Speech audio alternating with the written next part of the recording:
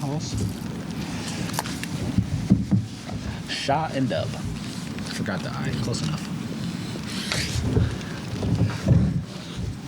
Shai, wanted to ask you about the passing in the last few minutes of the game.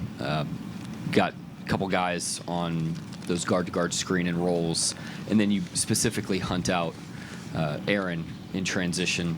Can you just maybe describe the way that some of those passing angles opened up for you guys and the accuracy that you had in those situations? Yeah, they were guarding us a certain way. Jalen Brunson was showing, and we were putting him in action. And guys are doing a great job. Yeah, Aaron Wiggins, everybody. Aaron Wiggins. You saved that basketball, boy. Thanks, Wiggs. Do you want to? We can trade. I'll get out. Yeah, they were guarding us a certain way. They were showing. Wiggs and Lou did a great job of like screening and rolling and attacking the show. We go over attacking coverages all the time, and we were just executing. I was in the pocket, and then the roll guy was making a great play, whether it was to score or to pass. Yeah, it was just good basketball. And Dub, that fourth quarter, the crowd's so electric. It's a high-intensity game.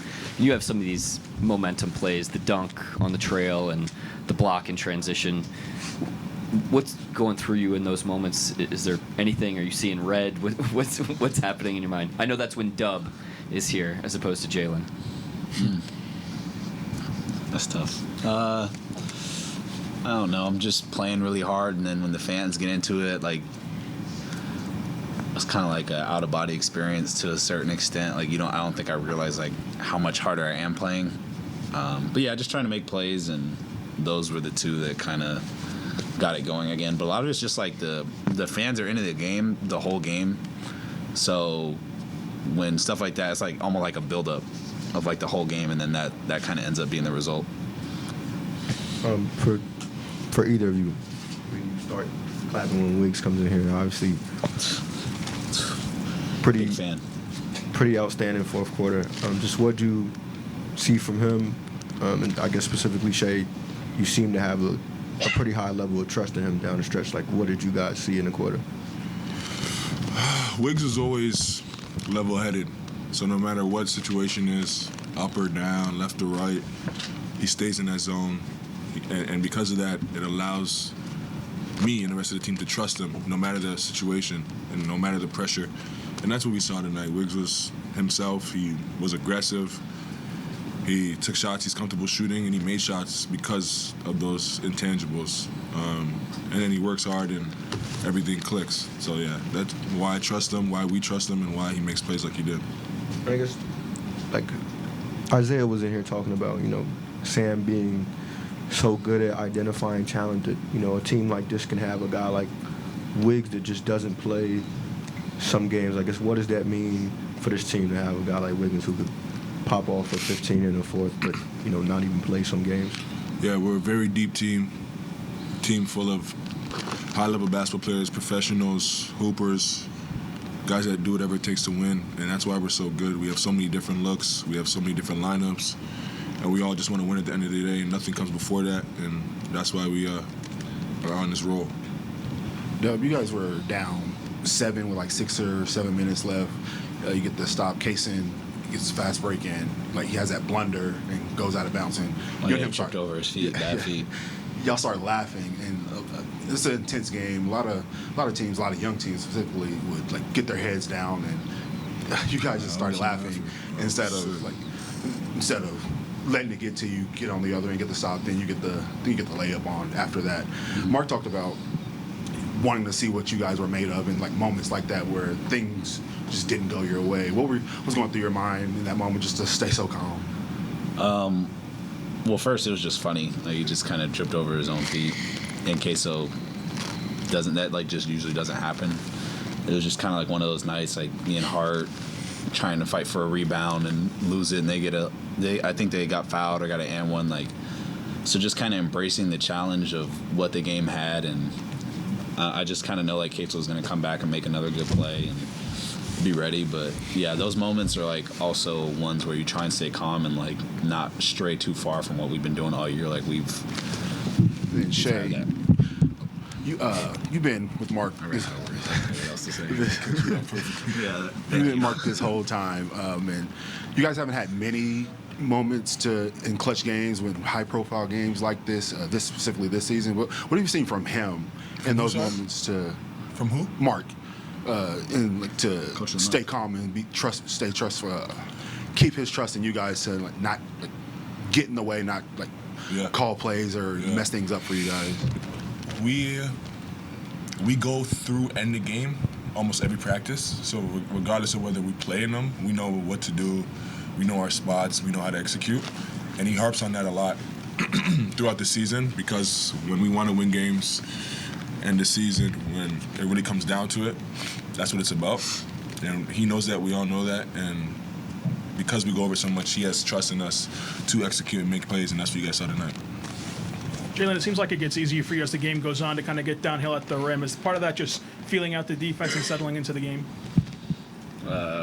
Yeah, later in the game, 2 usually has around 30, so that usually opens up a lot of the paint. Yeah, it's just one of those things, like, as the game goes, for everybody, it gets harder to, like, stay within your principles, and that's what kind of like separates good teams. So you just keep going until you find cracks in the defense to try and do it, and just trying to like be persistent throughout the whole game to find them. And it ends up being like something down the stretch or comes back the third quarter, but it's more just about like keep trying to like find them during the game. Shai, the other day there was a nice video of Jalen talking about how guys need to watch the games to see, whether to vote on you about being an MVP and that. On the other hand, these aren't nationally televised games. These are games that people are having to find. Can you kind of talk about why Jalen should be an All-Star?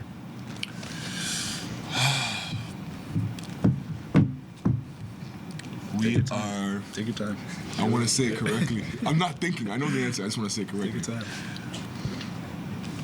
Jalen is a very efficient, versatile basketball player on both ends of the floor. We are the number 1 seed in the West by a good margin of games. Without Jalen, we would not be this good of a basketball team. And basically, Jalen's pretty good. Really, really good. There's nothing more than that. He is an all-star, whether he makes it or not. Now he will make it. But, yeah, he's really good at basketball, and he'll be there in San Fran. Shai, last season you guys were the youngest 1 seed in NBA history, and you mentioned when people were sort of talking about that, it was like, we're going to be young now, we're going to be young for a long time. There's sort of the cliche of like younger teams that have to take their lumps, they have to sort of get their playoff scars. Do you think that you can get those scars as a team during the regular season, or does it have to be in the playoffs? It's hard to judge, almost impossible. Regardless, you have to lose to win, like in any situation in life, and we know that.